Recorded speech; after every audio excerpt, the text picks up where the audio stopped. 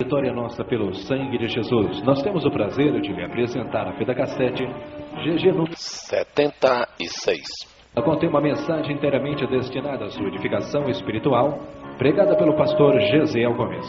Que ele faça bem ao coração e sirva de alimento espiritual em nome de Jesus. Sobrenaturalmente.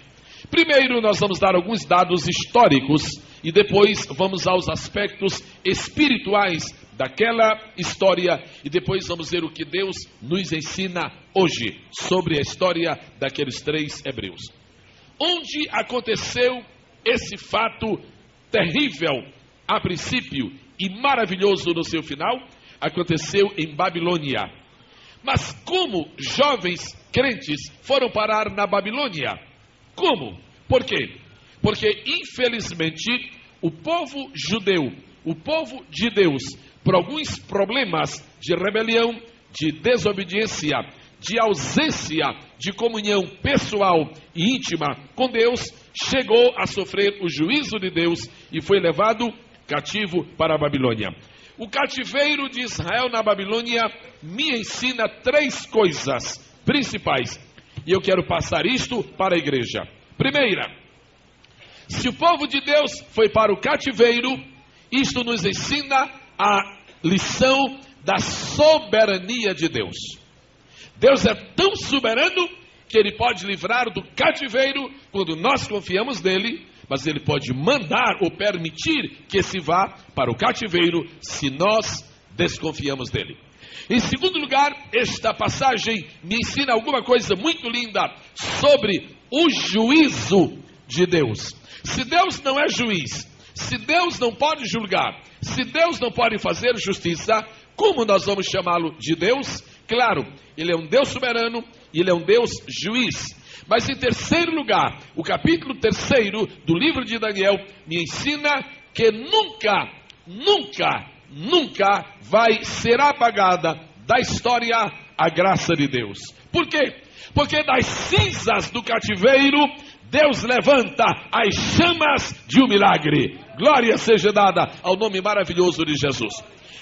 Mesmo no cativeiro, mesmo em Babilônia, o povo julgado por Deus em Babilônia, se aparecer alguém que confia em Deus, a graça de Deus é algo resplandecente. Graça, quão maravilhosa graça.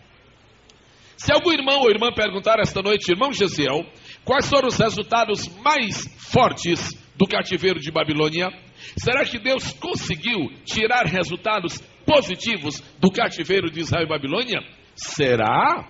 Claro que conseguiu. Eu podia lhes dizer 7 resultados. O tempo não dá. Eu vou lhes falar sobre 2. Primeiro, o primeiro e o maior resultado que se colheu do cativeiro de Israel em Babilônia foi este. É que por causa do cativeiro de Israel em Babilônia, Israel foi curado definitivamente do pecado da idolatria. Judeu pode cometer qualquer pecado no mundo, menos idolatria. Foi curado no cativeiro. Agora, alguns irmãos e algumas irmãs, nesta noite, podem entender por que é que às vezes Deus nos deixa sofrer. Por que é que às vezes Deus nos deixa padecer um pouco? É porque muitas vezes é preciso cativeiro para nos ensinar uma grande lição. Quem são os personagens do capítulo 3º de Daniel? Uma coisa assim curiosa é que não aparece Daniel no capítulo 3. Não é impressionante? Eu não sei se ele estava doente, não sei se ele estava viajando, não sei se ele estava a serviço, não sei. O que eu sei é que naquele assunto da consagração da estátua, Daniel não apareceu. Ele não estava. Os 3 hebreus estavam. Vamos ver alguma coisa sobre esses 3 homens hebreus. Os irmãos se lembram dos nomes deles em Israel? Se lembram? Primeiro, Ananias. Não, Sadraque em Babilônia. Primeiro, Ananias. Segundo, Misael. Terceiro, Azarias. Os adolescentes sabem de cor e salteado isso. Leitores ávidos, infatigáveis da Bíblia, sabem isso de cor e salteado. Toda a igreja dizendo: primeiro, Ananias. Segundo, Misael. Terceiro, Azarias. Quando eles chegaram em Babilônia, eles receberam novos nomes. Que tipo de pessoas eram estas? Eram estes três. Em Daniel capítulo 1, versos 3 e 4, diz assim: filho de Israel, da linhagem real e dos nobres, mancebos em quem não houvesse defeito algum, formosos de parecer, até bonitos eram, instruídos em toda a sabedoria, sábios em ciência, entendidos no conhecimento, e que tivessem habilidade para viverem no palácio do rei. Estes três hebreus estavam junto com muitos outros que foram levados para o cativeiro, e numa espécie assim de concurso de sabedoria, de concurso de qualidades especiais, estes jovens foram escolhidos. Eu quero falar um minutinho com os pais, com os irmãos que têm filhos. Quando Ananias, Misael e Azarias foram para a Babilônia, o rei perguntou: como é seu nome? Ananias. E o seu? Misael. E o seu? Azarias. Nabucodonosor era um rei muito inteligente, era um rei muito conhecedor das coisas. Normalmente o rei deve ter no mínimo cultura, no mínimo instrução, no mínimo conhecimento. Pois bem, eles tiveram seus nomes mudados. E eu quero lembrar isto porque vai ser muito importante para nós daqui a pouco. Seus nomes foram mudados, porque Babilônia não quer o nome de Israel. Mas felizmente Israel não deve querer o nome da Babilônia. Isso é muito bonito para os pais. Quando nasce um filho, é muito bom escolher um nome bíblico. É muito bom escolher um nome espiritual. Porque se um dia seu filho for para a Babilônia, ele tem um nome que o leva a depender ainda mais de Deus. Ananias, Misael e Azarias. Daqui a pouco eu volto a este assunto. Quando chegaram à Babilônia, então o rei os recebeu no palácio, ficaram ali como hóspedes do palácio, almoçavam, jantavam, e não posso garantir que tomavam café. Eu não sei se havia café na Babilônia. Então eles fizeram uma proposta ao despeceiro que estava cuidando de atendê-los, e eles recusaram duas coisas fundamentais. Primeira, nós não comemos do manjar do rei. Segundo, nós não beberemos vinho. E o rapaz disse, bem, o cidadão disse: se vocês não vão comer do manjar, a opção é salada. E salada, para acompanhar a comida, vai bem. Mas para viver comendo salada, eu acho que não vai dar certo. Mas eu quero que você se lembre de uma coisa, meu caro irmão, minha irmã. Salada com a bênção de Deus é melhor do que filé mignon consagrado a Satanás. E a comida que o Nabucodonosor comia, antes de chegar à sua mesa para ele comer, aquela comida era passada no oratório e era oferecida para o Deus, um dos deuses da Babilônia, o principal deles, que se chamava Bel. E quando os rapazes viram aquela comida oferecendo: antes de levarmos essa comida para sua majestade deglutir, nós te oferecemos, ó Bel. Quando Ananias, o Misael e Azarias viram que comida de ídolo? Nunca. Passo fome, como salada, mas eu não como. Nem comeram manjar e nem beberam do vinho. Eles preferiram legumes e água. Isso está em Daniel capítulo 1, versículo 5, versículo 12, versículo 16. Quando o rei viu aqueles rapazes, disse: bem, agora vocês vão para a escola. Eles já eram inteligentes, eram estudiosos, eram estudados. Eles deveriam ser universitários de Israel. Mas eles foram para as faculdades, eles foram para as universidades da Babilônia, eles foram aprender outras coisas. E o propósito do rei, qual era? Na mudança dos nomes e em mandar aqueles jovens para a escola, o rei queria que eles se esquecessem da sua terra, que se esquecessem do seu culto, e mandou estudar. Será que estudar física compromete um crente? Não. Será que estudar ciências sociais compromete um cristão? Não. Será que estudar filosofia? Bom, depende. Filosofia já não é preciso ter cuidado com estas. Mas a verdade é que você pode ir para uma faculdade e não comprometer a sua fé. Aqueles moços foram levados para as universidades da Babilônia para estudarem. Agora, observem alguma coisa.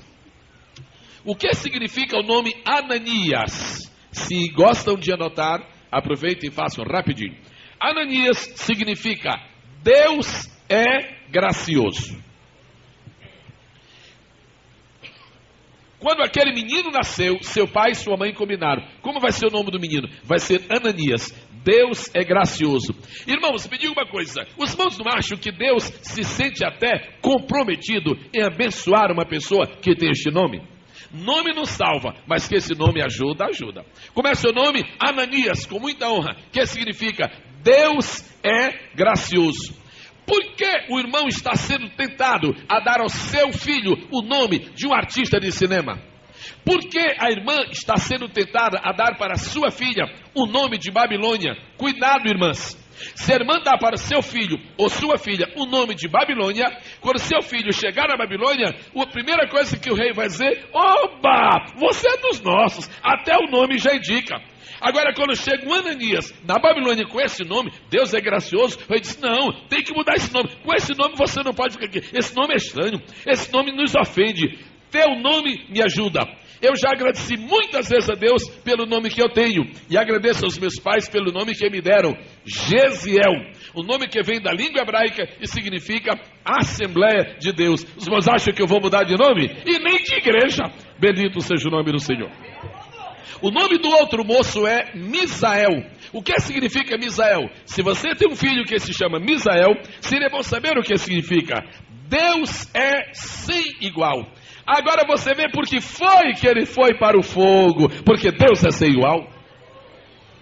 Seu nome, irmãos, pode ser uma bandeira. Porque a Bíblia diz, o nome do Senhor é a nossa bandeira. E o seu nome pode ajudá-lo bastante. Tem muita gente que quando esteve em perigo, de repente Deus deu uma mensagem: olha, te lembra do teu nome, rapaz, procede direito. Como é que você se chama Davi e está parecendo com Caim? Teu nome não é Caim, teu nome é Davi. O outro se chamava Azarias. O nome Azarias, a palavra Azarias, significa Deus é meu ajudador. Foram esses três homens que foram para a Babilônia. Deus é gracioso, Deus é sem igual, Deus é meu ajudador. Agora, só para efeito de conhecimento, quase de curiosidade, eu vou dizer para os irmãos quais foram os nomes que o rei deu lá. Agora veja quão perverso é Satanás. Você, Ananias, vai ser chamado Sadraque. Sabe o que quer dizer Sadraque? Adorador da lua. Eles perguntam, o Sadraque adorou a lua? Nunca, não comia nem filé do rei, quanto mais adorar a lua. Você, Misael, você vai ser chamado Mesaque. Sabe o que quer dizer Mesaque? Devoto da deusa do vinho, beberrão, cachaceiro. Mas como é que o diabo troça, como é que o diabo nos tenta humilhar e destruir a nossa personalidade? Mas ele consegue. Mudou o nome, mas não mudou o caráter. Mudou o nome, mas não mudou a fibra espiritual. E o outro chamava-se qual? Na primeira, lá na Israel? Azarias. E como se chamou lá em Babilônia? Abed-nego. O nome já está dizendo, servo fiel de Nego, que era uma divindade de Babilônia. Então você vai adorar a lua, você vai ser um cachaceiro e você vai oferecer cultos para Nego. Foi aí que eles disseram: olha, eu não quero nem a carne dele, eu não quero nem o vinho dele, eu não quero nada. Um homem perverso como esse que mudou nosso nome, e aquilo ajudou os três homens a fortalecerem a sua fé. Meus irmãos e minhas irmãs, agora esqueça o seu nome. Você não tem culpa pelo nome que tem, esqueça o seu nome. Todos nós temos um nome israelita, todos nós temos um nome bíblico, todos nós temos um nome evangélico, o nosso nome é cristão. Eu quero lhes pedir, não deixem Satanás mudar o seu nome, tenha coragem de dar o seu nome aonde você chegar. O recenseamento chegou, sua religião, diga: eu sou evangélico. Evangélico. A nossa religião não é a Assembleia de Deus. Nossa religião, para efeito de estatística, é evangélica. Porque eles gostam muito de pegar as miudezas, que é para depois dizer que nós não somos unidos e que não tem crente no Brasil. Nós somos evangélicos, somos cristãos. Por quê? Porque Cristo mora no centro da nossa vida. Quem tem prazer de ser um cristão, diga isso com a sua mão levantada, por favor. Muito bem. Agora aconteceu que o rei fez um decreto.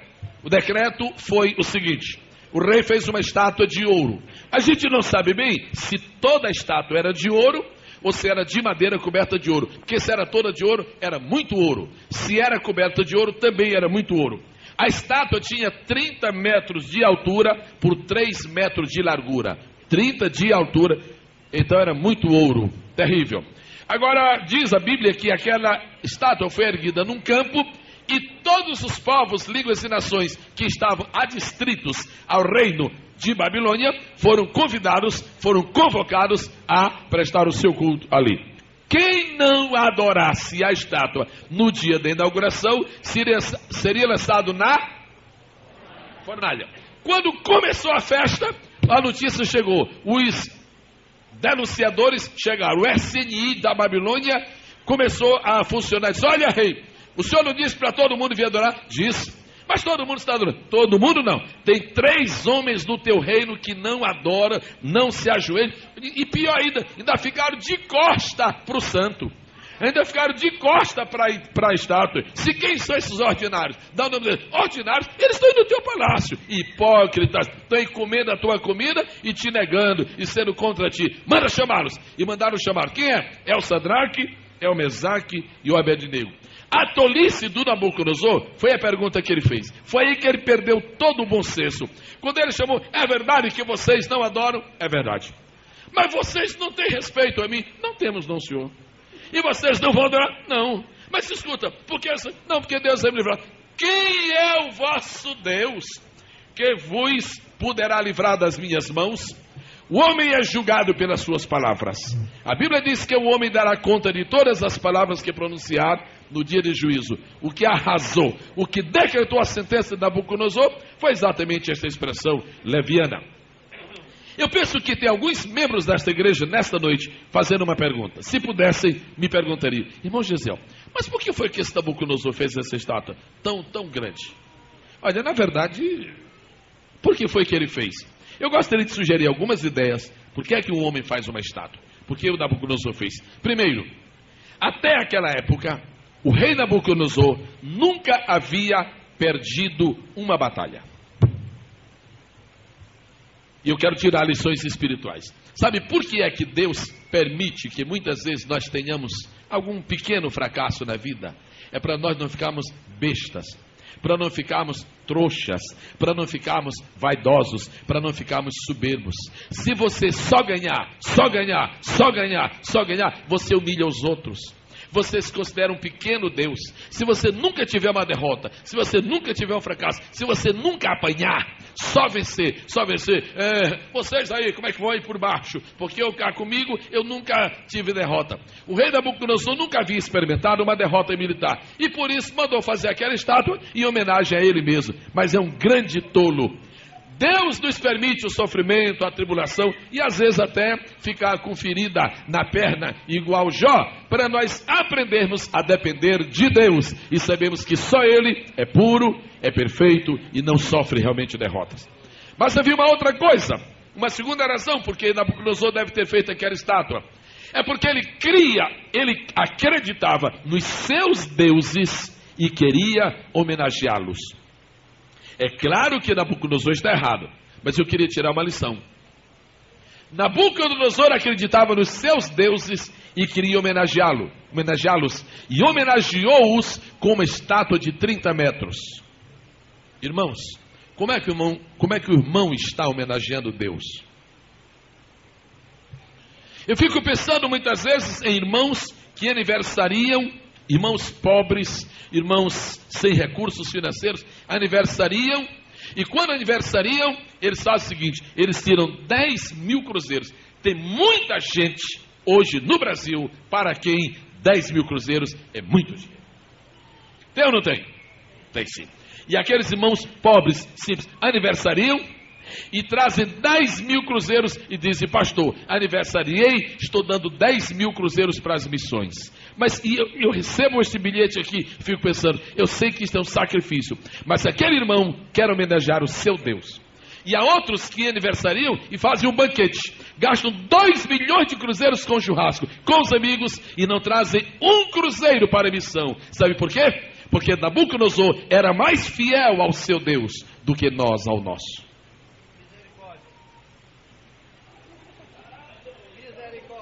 Não dá para pensar seriamente este assunto, pastor Wagner. Não é assunto para pensar.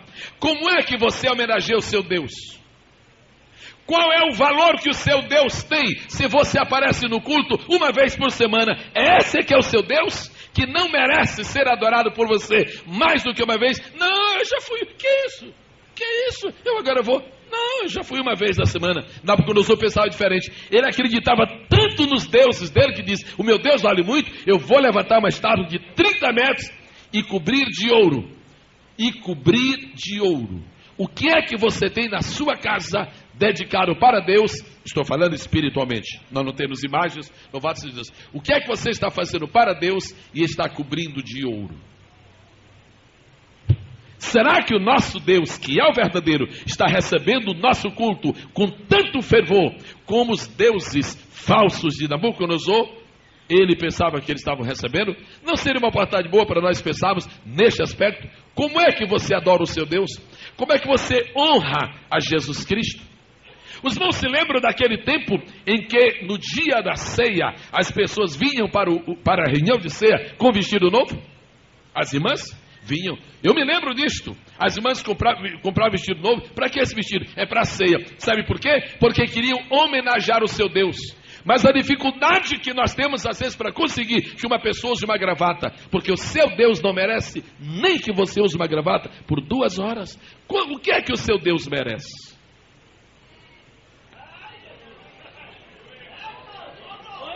O que é que o seu Deus merece? O de Nabucodonosor merecia uma estátua daquele tamanho. E o nosso merece o quê?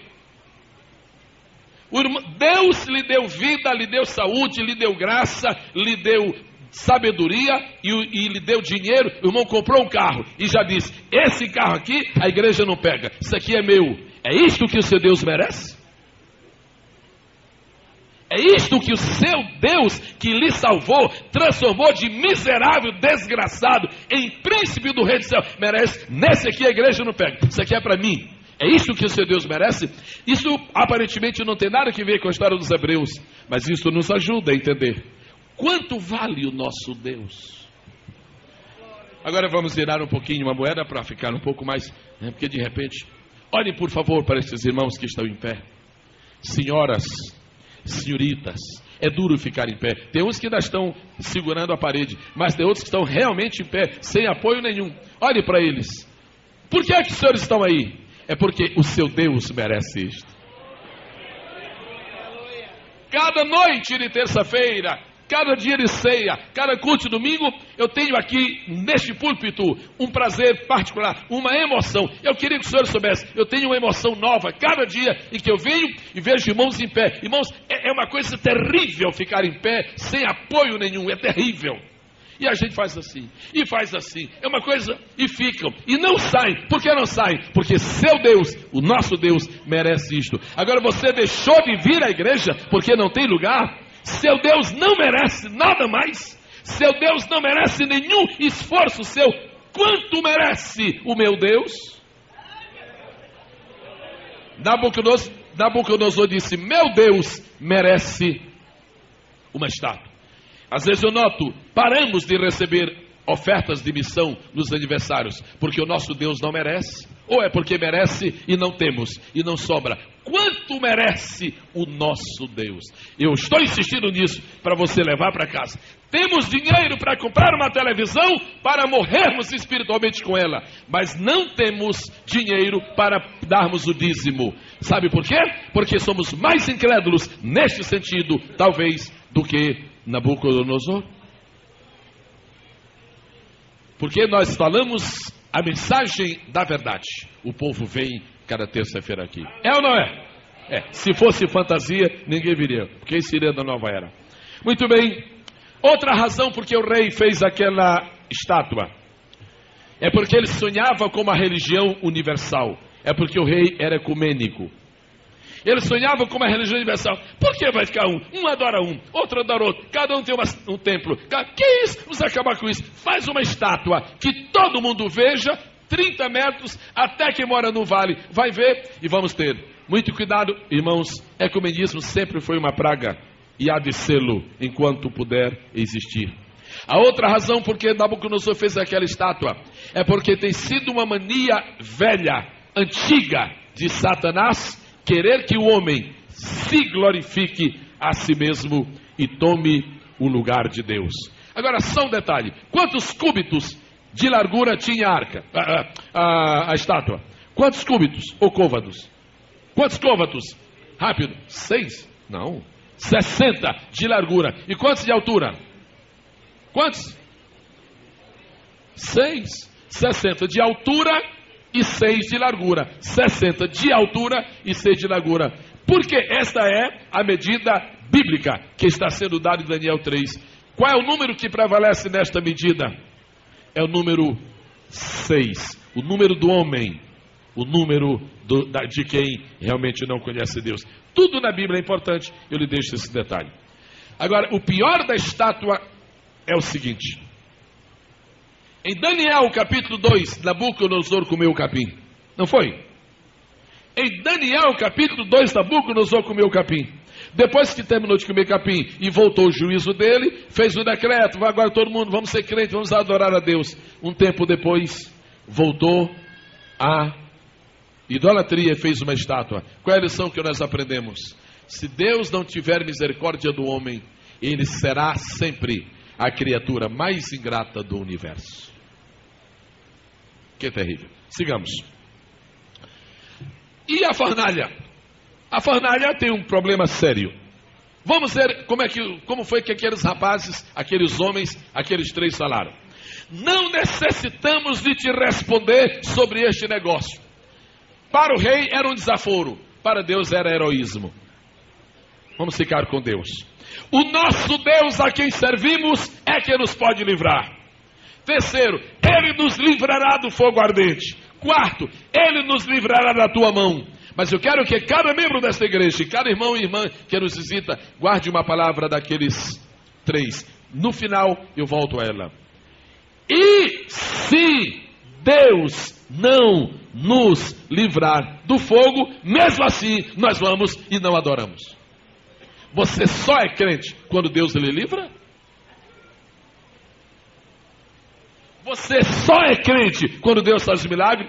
Se me curar, eu vou para a igreja. Se não curar, não quero mais saber de ser crente. Pior do que Nabucodonosor, que pelo menos quando comeu o capim resolveu ser crente. Pois bem, que diz a Escritura? Rei, Deus vai nos livrar do fogo e vai nos livrar da tua mão.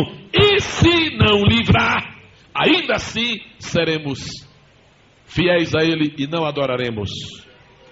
Quando o rei disse, é desaforo demais, não aguento, aquece 7 vezes mais a fornalha. E o rei cometeu um lapso, outro lapso de estratégia. Ele ordenou os homens mais fortes do seu exército para levar os 3 para a fornalha. Por que cometeu mais um erro? Porque perdeu os homens mais fortes do exército. O que havia, a elite, o que havia de melhor no exército, ele perdeu naquela hora que foi comido pelo fogo. Vamos um pouquinho para frente. Agora vamos ver o milagre, o livramento sobrenatural. A fornalha foi aquecida quantas vezes mais? A estátua se baseava no número 6, porque era estátua de homem. A fornalha foi aquecida 7 vezes mais, porque Deus estava nesse negócio. Aí já mudou. Deus estava nesse negócio. Vamos para frente. As pessoas que os colocaram lá dentro foram imediatamente queimadas. Imediatamente. Não sobrou nada, nem sepultamento houve. Não tiveram direito nem a cemitério. Os jovens hebreus nada sofreram. Vamos dividir o milagre em 4 partes. Primeiro, o fogo não teve poder sobre seu corpo. A igreja pode repetir? O fogo não teve poder sobre seu corpo. Segundo, nem um só cabelo da cabeça se queimou.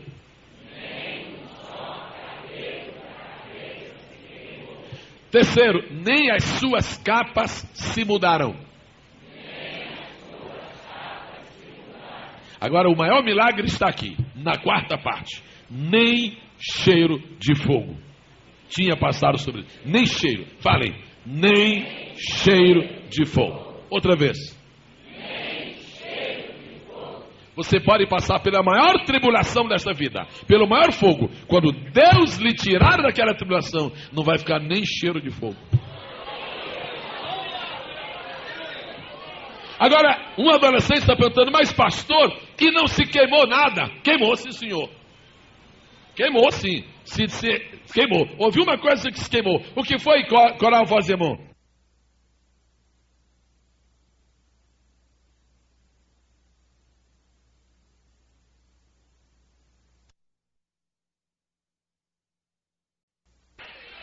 Todas todas as pessoas que estão aqui dentro esta noite e que se sentem no fogo da tribulação, glorifique a Deus, porque as cordas estão terminando de se queimar.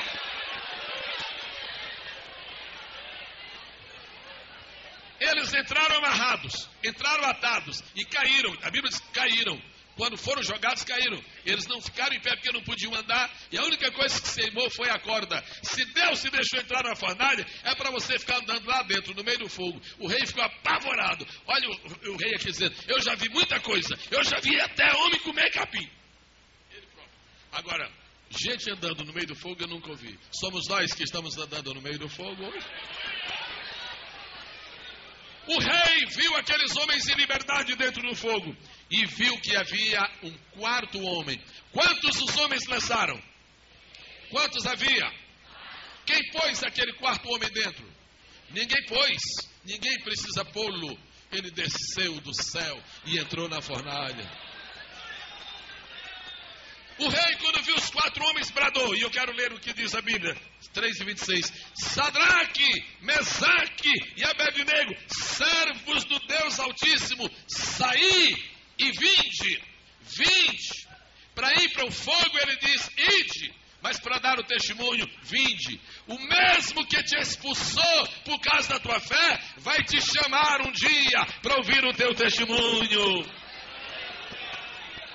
Então os 3 hebreus saíram do meio do fogo, porque a lição é esta: o fogo não é eterno, a provação não é eterna, eterno é o céu, o fogo para nós não é eterno, o único fogo eterno é o do inferno, para Nabucodonosor e companhia. Então todas as autoridades se ajuntaram e os contemplaram.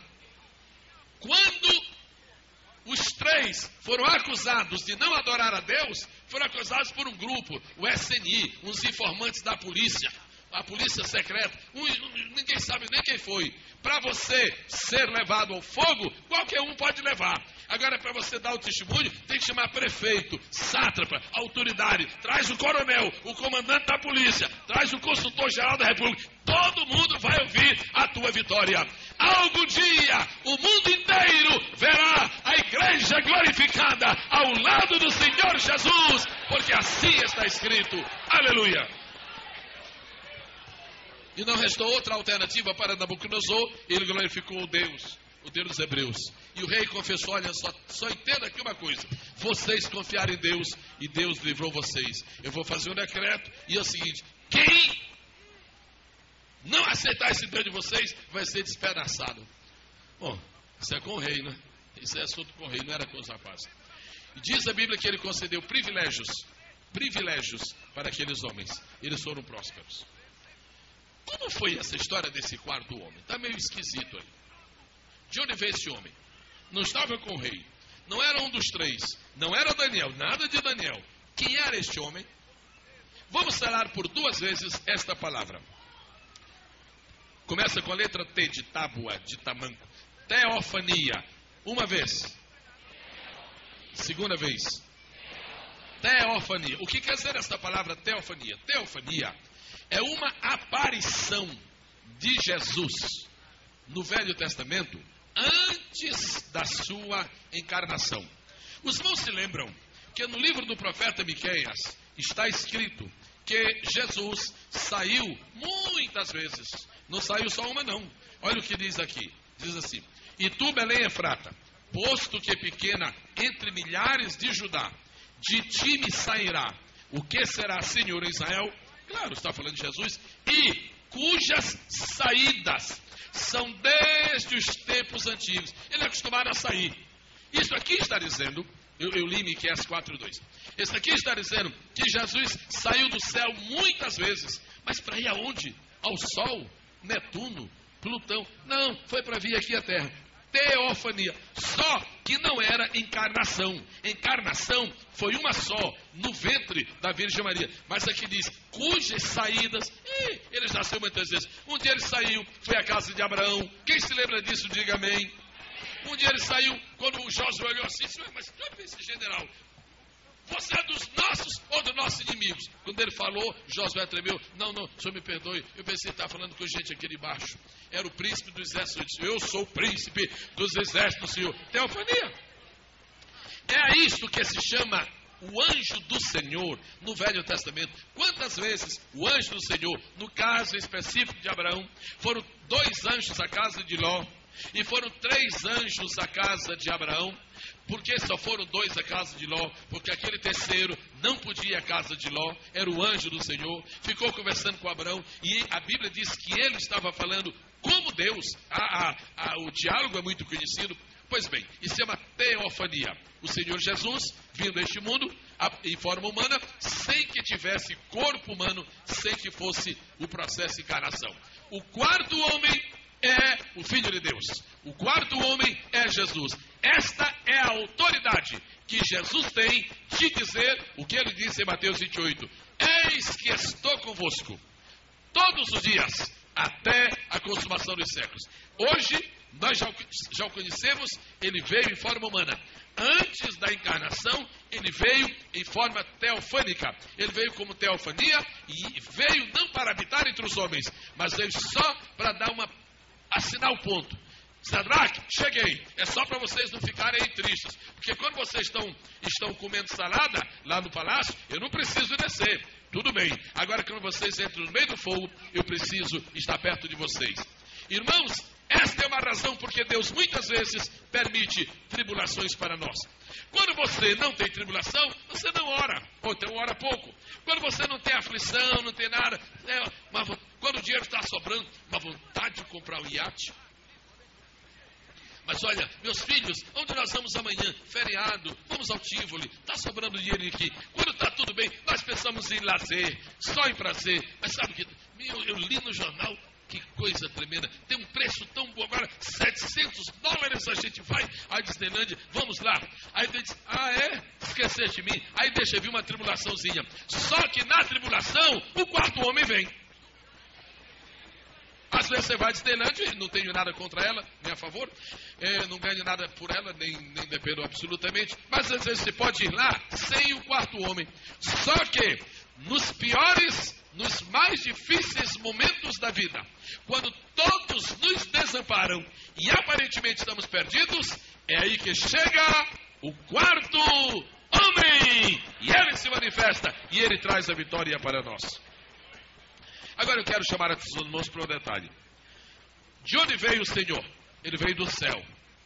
Irmãos, o céu é longe, é muito longe. O lugar mais longe que existe é o céu. Agora veja o outro lado da moeda. O lugar mais perto que existe é o céu. O céu é tão longe que o pecador que não aceita Jesus nunca chega lá. O céu é tão perto que a gente se ajoelha para orar, já tem uma visão dele. Mas como é que o céu é perto? Ou então, como é que o céu é longe? Imaginem só quão perto é o céu para quem pode fazer esta viagem sem problemas. Os discípulos olharam para Jesus, subindo. Diz a Bíblia que eles, os discípulos, ainda estavam olhando. Quando descem 2 varões e dizem, varões galileus, por que estáis olhando para o céu? Este Jesus, que dentre vós foi recebido como é anjo, já chegou lá. Mas agora, eu pensei que ele estava naquela nuvem. Não, já chegou lá. Mas é tão perto assim, para ele, céu e terra é a mesma grei. Neste tempo, céu e terra hão de ser a mesma grei, entoando aleluias ao meu rei. Mas tem uma coisa para a qual eu preciso chamar a atenção da igreja nesta noite. O Senhor, o quarto homem, ficou com os 3 homens dentro da fornalha. Agora responda-me, sim ou não? Ficou caído com eles? Ficou sentado com eles? Ficou olhando um para o rosto do outro? O que ficou fazendo? Passeando, andando dentro do fogo. Andando dentro do fogo. Se você quer sair mais cedo de uma tribulação, não se amofie. Ora por mim, irmão, estou arrasado. Se você falar isso, o quarto homem não vem. É o contrário, quando você entrar no fogo de Jesus, está queimando Jesus, mas eu estou te esperando. Eu estou esperando, Jesus. Eu estou esperando. Que hora tu vai chegar? Aleluia! Bendito seja o nome do Senhor. Ele passeou, ele andou dentro do fogo com os 3 homens. Agora nós vamos receber, muito diretamente para as nossas vidas, as grandes lições da história de Daniel 3. Primeiro, história daqueles homens nos ensina que Jesus está conosco no fogo das tribulações. Atos 14 e 22. Confirmando os ânimos dos discípulos, exortando-os a permanecer na fé, pois que por muitas tribulações nos importa entrar no reino de Deus. Tem crente que não gosta deste versículo, outros não conhecem, mas ele está aí. Por muitas tribulações nos importa entrar no reino de Deus. Outra razão, outra lição, outra vantagem. Esta história nos ensina que Jesus está conosco no fogo das provações. João 16, 33. No mundo tereis aflições, mas tem de bom ânimo. Como é que você deve passar uma tribulação? Olha, não fala comigo nessa história de tribulação, viu? Eu estou aqui cantando o coral, viu? Se vier tribulação, eu deixo o coral. Eu não sou hipócrita para cantar triste. Algum dia, irmão, vai escutar essa expressão. Eu não sou hipócrita para cantar estando triste. Sabe que tem coisa que o diabo diz e que parece que tem forma de sentido. Mas analise isso ao pé do Espírito. Não ao pé da letra, ao pé do Espírito. Judas traiu Jesus. Rasgou o seu coração. Diz a Escritura, na palavra profética dita a Maria, que uma espada traspassaria o seu coração. O coração de Maria pode ter sido traspassado como mãe. Mas primeiro e principalmente foi traspassado de Jesus. Uma lança, inclusive, literalmente traspassou. Judas traiu a Jesus. Pedro negou. Os discípulos estavam nem querendo solidariedade. Quando terminou a ceia e entrou o cenário ridículo, clamoroso da traição, diz a Bíblia, nós nunca podemos esquecer, e tendo cantado o hino, saíram para o Monte das Oliveiras. Para mim, um dos mais maravilhosos retratos de Jesus. Vendo Gólgota, vendo a cruz, vendo todo o drama, que na verdade foi tragédia do Calvário, vendo aquilo tudo, ainda teve disposição para cantar o hino. Só Deus, só Jesus sabe que hino foi que ele cantou. Eu não sei, mas alguém que supõe que o hino que ele cantou foi o Salmo 118. Se foi, é muita virtude para cantar aquele hino. Olhando para a cruz e cantando: este é o dia que o Senhor Deus fez. O dia da sua morte. É duro cantar isso, não é duro? Mas é assim que se passa pelo fogo da tribulação. Quem pode glorificar o Senhor? Bem, vamos mencionar fogo da tribulação, fogo da provação, fogo da perseguição, fogo da tentação, fogo da privação. Vamos repetir? Primeiro, fogo da tribulação, fogo da provação, fogo da perseguição, fogo da tentação, fogo da privação. Privação, aqui estou incluindo privar de ter saúde. Não é brincadeira, irmão. Perder a saúde, seja o que for. Não me fale a história de ficar doído, que essa história de dor é uma coisa triste, assombrosa, doído, uma dor aqui. E eu vejo irmãs que dizem que passaram com uma dor de cabeça. Uma outro dia contou, numa campanha que tivemos aí, 14 anos com uma dor de cabeça. Deve ser uma coisa apavorante. Que coisa terrível. Agora eu quero que os irmãos ouçam uma coisa. Há duas maneiras de Deus nos livrar. Primeiro, Deus nos livra da fornalha. E outra maneira, Deus nos livra na fornalha. Às vezes você diz: Deus me tira da tribulação. Se eu não tiro. Mas por que tu me tiras? Porque eu vou te dar vitória na tribulação. Então, irmãos, não murmure, não fique apavorado. Você só precisa saber o que Deus quer fazer. Vamos repetir. O primeiro tipo de vitória é vitória da tribulação. Oh Deus, eu te agradeço. Passou, Jesus. O perigo passou. Oh Deus, eu não sei. Eu vou fazer um culto dessa de graças. Porque o perigo passou. Livrou da fornalha. Mas tem vezes que, não, eu não vou te livrar da fornalha. Então eu vou morrer na fornalha? Não, eu vou te livrar na fornalha. Qual é o maior livramento, irmãos?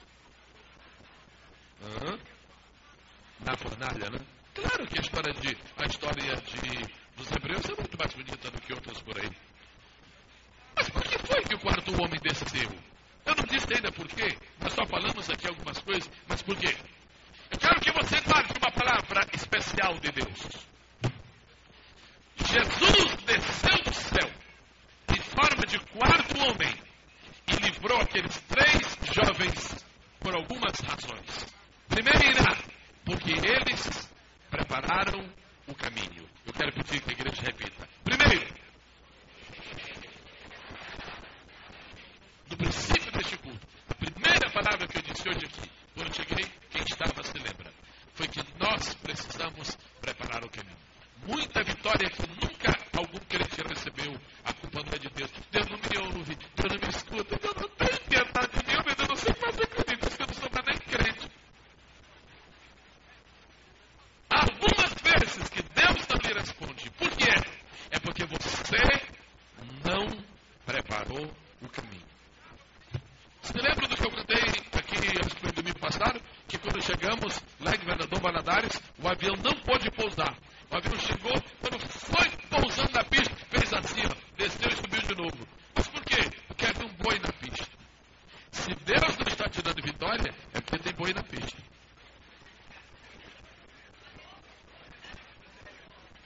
Se tu queres uma grande vitória de Deus, irmão, irmã, prepara o caminho. Você nunca vai encontrar que aqueles jovens hebreus murmuraram. E o maior impedimento para sermos vitoriosos é a murmuração. Quando vem a tribulação, antes de orar, já murmura, potaga. Aí depois me perdoa Jesus, já pôs boi na pista. Os hebreus olharam para o rei, vocês aqui se recusaram a adorar? Sim, senhor, eu e meus 2 amigos. E vocês não vão adorar? Não, senhor. Não vão nem se ajoelhar? Não, senhor. Por quê? Porque nós não adoramos imagens de escultura, nós não adoramos a Deus. Mas que sujeito mais ordinário, pois então vocês vão profanar. Nós vamos. O que vai acontecer? No mínimo, nós entramos 3 e viramos 4.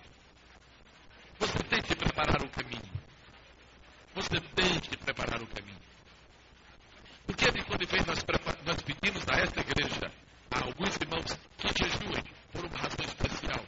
É porque quando você jejua por uma causa, você prepara o caminho. Seu jejum não é o avião que vai pousar, mas seu jejum tira os empecilhos da pista. Prepara o caminho. Deus quer operar. Deus quer operar. Deus quer operar. Por que a Bíblia diz que nós temos a abstinência do casal para ter algumas bênçãos especiais de Deus? Por quê? É para preparar o caminho. Quanto maior for a vitória que tu esperas de Deus, tanto maior deve ser a preparação. E quem prepara o caminho não é Deus. Quem prepara o caminho é o homem. João Batista, vai na frente, prepara o caminho, porque depois vai meu filho. E João Batista diz, quem és tu? Perguntaram, és o Messias? Não, eu estou apenas a voz do que clama no deserto. Preparai o caminho do Senhor. Por que nós temos vitória? Ou quando temos vitória? Quando preparamos o caminho. A segunda razão por que temos a vitória aqueles moços é porque eles não se contaminaram. Daniel 1:8, Apocalipse 3. E tem algumas pessoas que não se contaminaram em Sardes, vão andar comigo de branco. Não se contaminaram. E Daniel aceitou no seu coração não se contaminar. Pode você sentir uma vitória completa de Deus se você guarda, por exemplo, a fotografia do rei, do rock, dentro da sua Bíblia? Não seria isto, porventura, uma espécie de contaminação? Pode você entrar na grande vitória de Deus se você tem uma pirâmidezinha de cristal? Isso aqui que para ajudar o Espírito Santo, é energia. A terceira razão porque Deus fez aquele milagre e mandou Jesus em forma teofônica, o sangue. É porque eles tiveram a coragem de ser diferentes. Eu vou pedir que a igreja repita. Diga, o que foi? Porque eles tiveram a coragem de serem diferentes. O maior desafio da Assembleia de Deus na ilha do governador. Eu não respondo pelas outras. Eu não respondo pelas outras. O maior desafio que essa igreja tem, e de certa maneira é uma marca dessa igreja, a coragem que ela tem de ser diferente.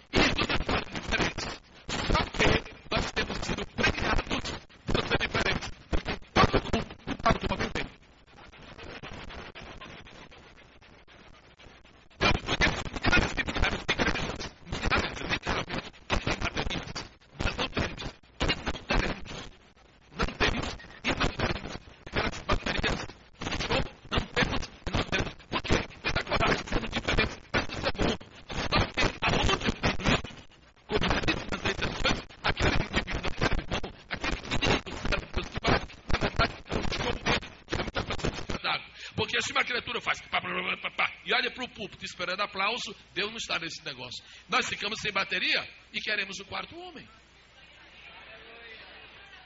Nossas irmãs, os senhores podem olhar, as senhoras podem olhar para todas, elas não estão de rouge, elas não estão de batom.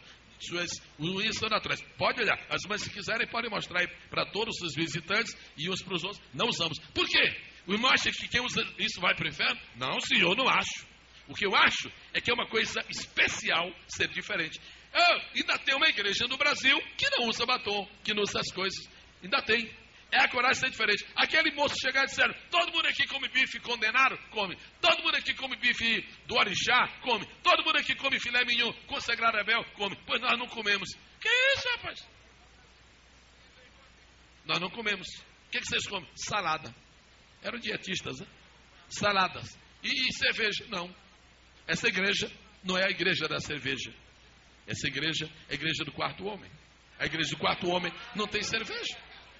Então, se você chega aqui na nossa igreja e vê algumas coisas diferentes, fique tranquilos. É para o quarto homem chegar e se sentir em casa. Já pensou o quarto homem chegar aqui e dizer, Gisele, deixa aí que eu vou falar, pode falar. Tira essa cerveja daqui. Isso ele não vai falar aqui, porque ele sabe que não tem. Quarto homem, fica aqui, não tem cerveja. Aleluia. Se estas moças se vestem decentemente, contrariando os manequins modernos, por que é que elas fazem isso? É porque aqui tem uma lei que se não acontecer isso, vão ser excluídas? Não. A dificuldade que a igreja teve hoje para excluir duas pessoas, a gente sentiu, a igreja não queria, ela não é acostumada a isso, ela não quer excluir, não queremos perder ninguém, fez forçada, porque era obrigado, foi um escândalo que aconteceu. Mas ela não gosta de excluir. Então nós não vamos excluir, não vamos mandar ninguém para o inferno. Mas por que as moças se vestem direitinho? É só para quando o quarto homem chegar, visitá-las ali no banco. Para quando o quarto homem passar, chegar e passar a mão na cabeça. Obrigado, minha filha. Teu cabelo é igual ao que eu te dei. Obrigado. É para você ter o privilégio de quando o quarto homem passar, teu cabelinho está direito. Não passar, essa aqui eu pulei. Jesus, e eu. Não, filha, deixa crescer. O quarto homem veio, ele está aqui esta noite. Por que aqui não temos um obreiro cabeludo aqui? Porque se tivermos um obreiro cabeludo, o quarto homem não vem no púlpito. E o sangue de Jesus me defenda. Seria a maior tragédia da vida o quarto homem chegar, ficar por ali e não vir aqui no púlpito. Quantas vezes eu tenho sentido? Todo mundo sabe que ele gosta desse púlpito. Quem sabe que o quarto homem está aqui esta noite? Aleluia. Aleluia. Quarto homem, fica conosco. Por quê? Porque aqui não tem nem cheiro de fogo. Tenha coragem de ser diferente. Mas na minha classe, todo mundo vai de saia, de calça longa. Todo mundo. Então, seja da linhagem real. Aqueles 3 eram da linhagem real. Mas no meu bairro, todo mundo faz isto. Pois você não vai fazer.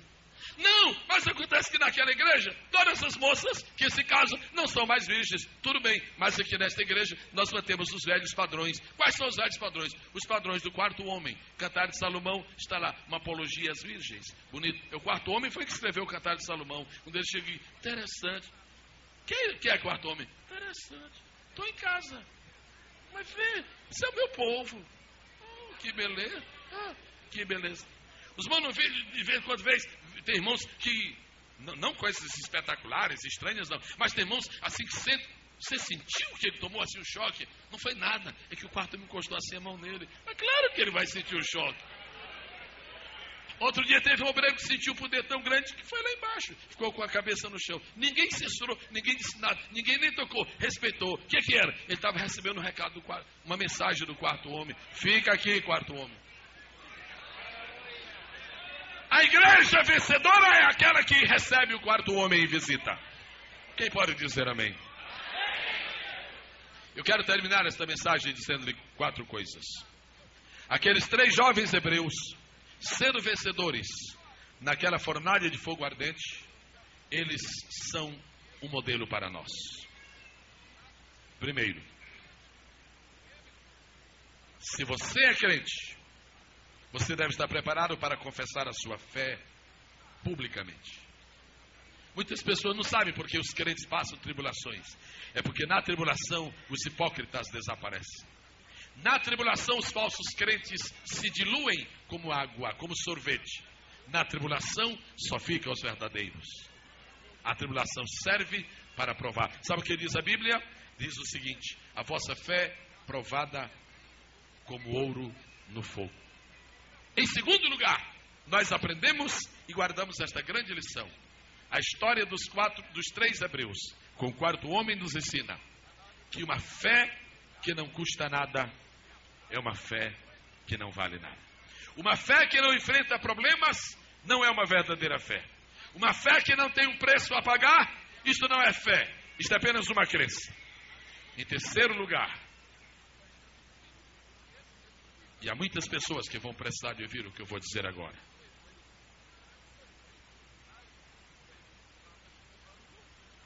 Há uns momentos da nossa vida em que parece que Deus se escondeu.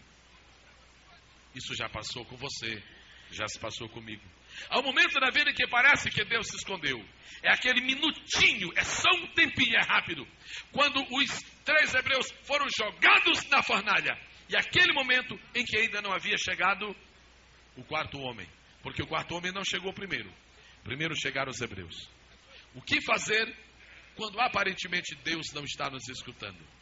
Resposta mais bíblica que eu tenho esta noite é esta: não faça nada, espere, o quarto homem vai chegar. Ora, o Sadraque entrou, o Mesaque entrou, o Abednego entrou, eles entraram, não morreram. E agora? Vamos sair correndo daqui, rapaz? Nós estamos vivos. Não, correr eu não vou. Por quê? Espera mais um pouco. Pode ser que aconteça mais uma coisa, porque já aconteceu um milagre tão grande que eu não morri. Se você entrou numa tribulação e não morreu, já é um grande milagre você não ter morrido. Por que você agora vai desertar? Espera. Se você não morreu, é porque lá de cima deram ordem para não morrer. E por que você não morreu? Porque você vai receber a visita do quarto homem. E o que é que o quarto homem veio fazer? E aqui termino. Ele veio tirar o cheiro de fogo que podia estar nos esteiros. Sacudiu assim. O quarto homem sacudiu assim. Pode sair agora. Quando vocês saírem, não tem mais nem cheiro de fogo. Cada irmão que me ouve nesta noite, receba agora a visita do quarto homem. A visita do quarto homem. A visita do quarto homem. Seja visitado pelo Senhor Jesus agora. Não é mais teofania, ele já é um homem glorioso, um homem glorificado. Deus está contigo, a bênção do Senhor está sobre nós nesta noite. Vamos estar de pé e vamos agradecer a Deus por Daniel, capítulo de número 3.